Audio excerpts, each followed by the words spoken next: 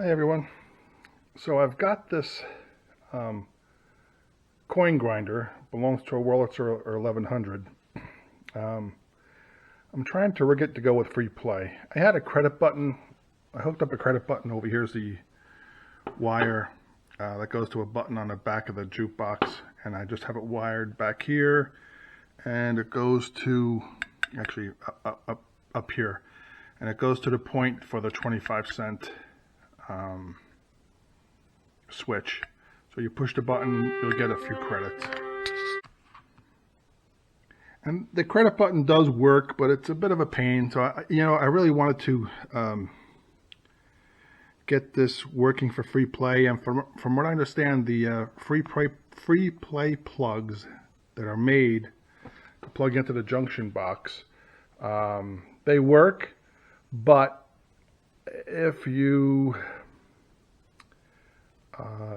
if the mechanism jams up over here,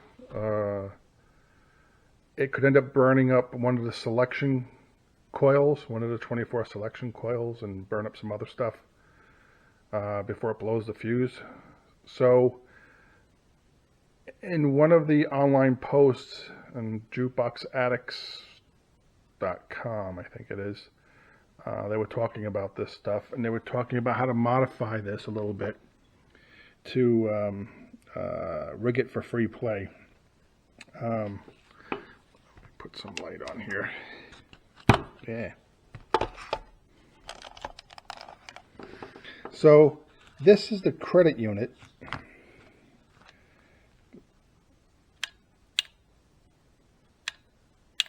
So now I put on 2 credits, and when you make a selection, this is the cancel. It's supposed to cancel and ratchet this star wheel back every time you make a selection.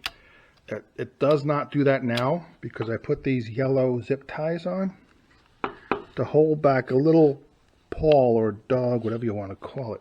Well, kind of hard to see now since I tied it back. Oh, there it is. Okay. Yeah, it's this piece right here. Without these yellow wire ties, it would flop down, hit this star wheel, and make it subtract 1 like that whenever the solenoid engaged. So it would engage, this lever would flop down into the tooth on the wheel and push it back and subtract the credit. So anyway, in the post it said one idea is to tie that back so it won't subtract it, and then everything else will still work the same. All the points and the solenoids and everything else works the same, so hopefully it shouldn't, if it gets stuck on it shouldn't burn out a selection coil. So what I did was I just put 2 zip ties. There's 1 zip tie on the top here, and you just got to be real careful because in the back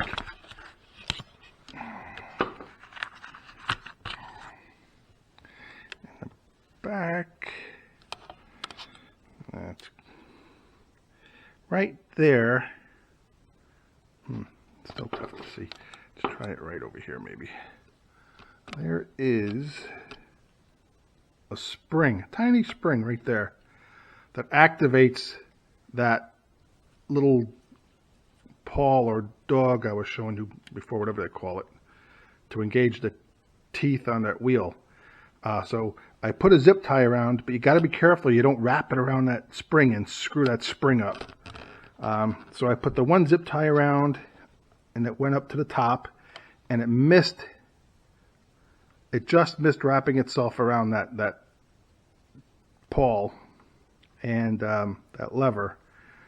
So I put on another zip tie, made sure I missed the spring, and the second one on the bottom is able to grab that paw or dog or whatever you want to call it lever, and it won't slip up because this upper zip tie is on here. Anyway, long explanation.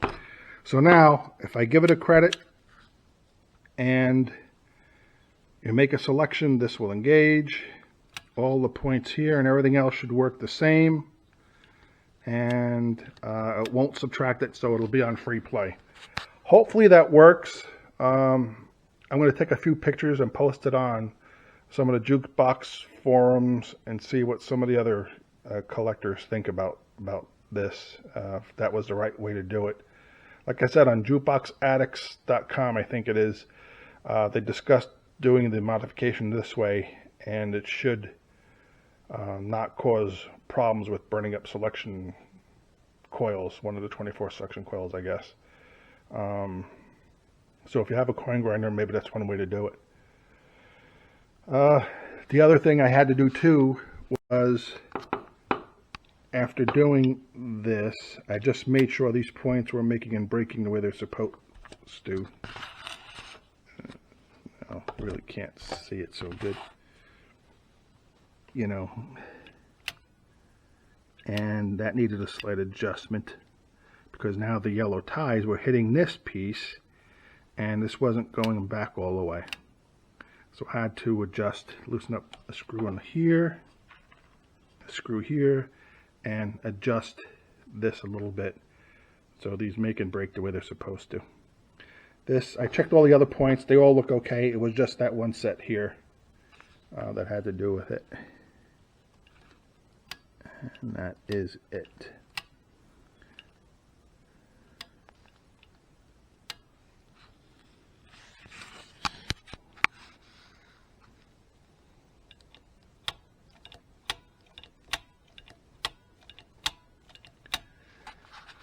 And the other thing I'm not sure of is when I plug this in, the coin grinder back in, this solenoid engages.